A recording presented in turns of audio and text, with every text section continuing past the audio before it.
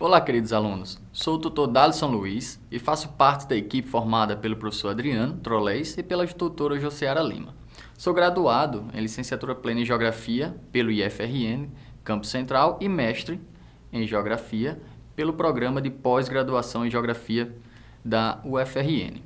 Na disciplina de estudos do semiárido, as aulas de 8 a 12, como vocês sabem, são digitais e visam proporcionar a você acesso a informações, reflexões com base nos temas propostos e atividades dinâmicas e interativas. Dessa maneira, para reforçar nossa proposta didática, elaboramos esta aula com os seguintes objetivos. Atentem para isso. Primeiro, compreender a estrutura do nosso material digital, considerar o tema proposto na aula 8 e o terceiro, relacionar alguns conceitos estudados nas aulas anteriores ao conteúdo da nossa aula 8.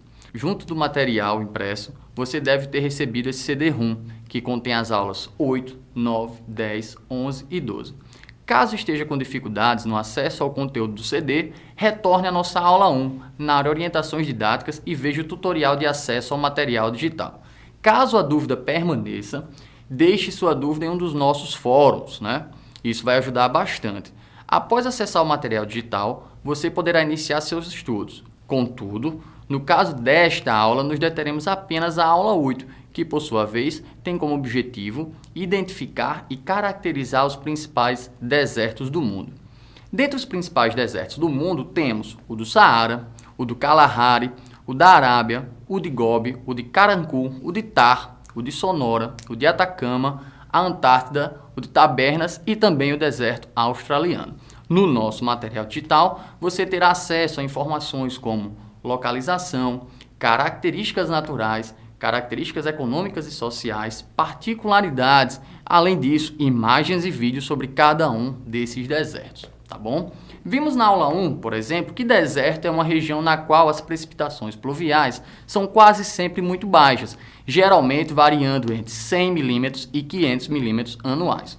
Contudo, quais os fatores que contribuem para esse baixo índice pluviométrico em algumas regiões da Terra? Um dos principais é o resultado dos movimentos de rotação e translação da Terra. Estes movimentos, combinados à força gravitacional, geram uma força conhecida como força de Coriolis, que atua sobre as correntes de águas geladas oriundas da Antártica, fazendo com que estas banhem no hemisfério sul as costas ocidentais dos continentes. Estas correntes de água fria se aproximam muito dos continentes entre os paralelos de 10 e 25 graus, gerando uma fraca atividade de evaporação e, consequentemente, baixos índices de precipitação pluviométrica. O deserto do Atacama, no Chile, e o do Kalahari, na porção sul do continente africano, sofrem a influência desse fator.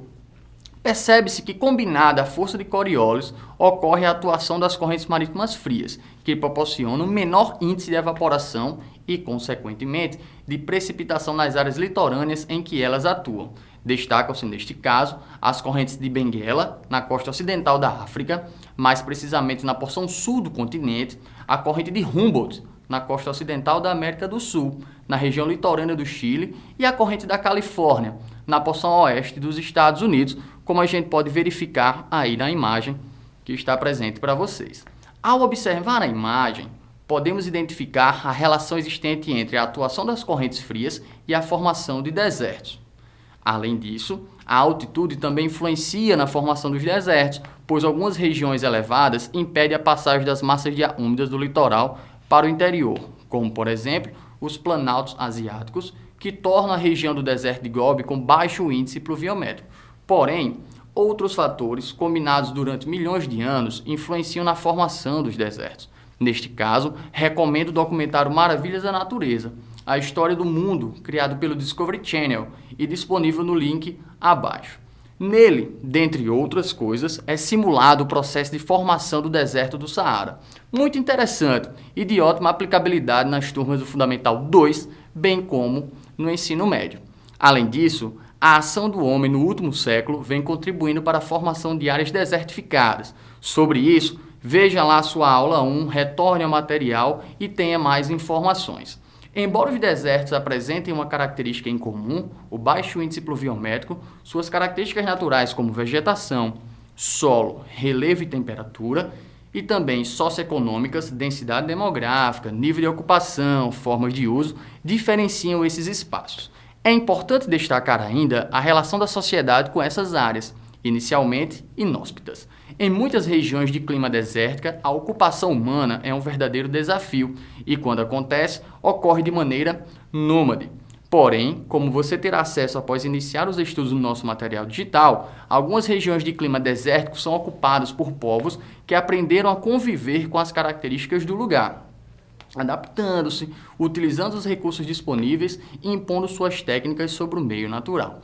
Sobre isso, destacam-se também os oásis no Saara e, mais recentemente, os projetos das construções das megacidades do deserto da Arábia por meio da utilização das riquezas geradas pela exploração do petróleo. Sendo assim, reconheça as informações disponibilizadas no material digital. Pense em matérias lúdicas de trabalhar esse tema com alunos de diferentes níveis de ensino.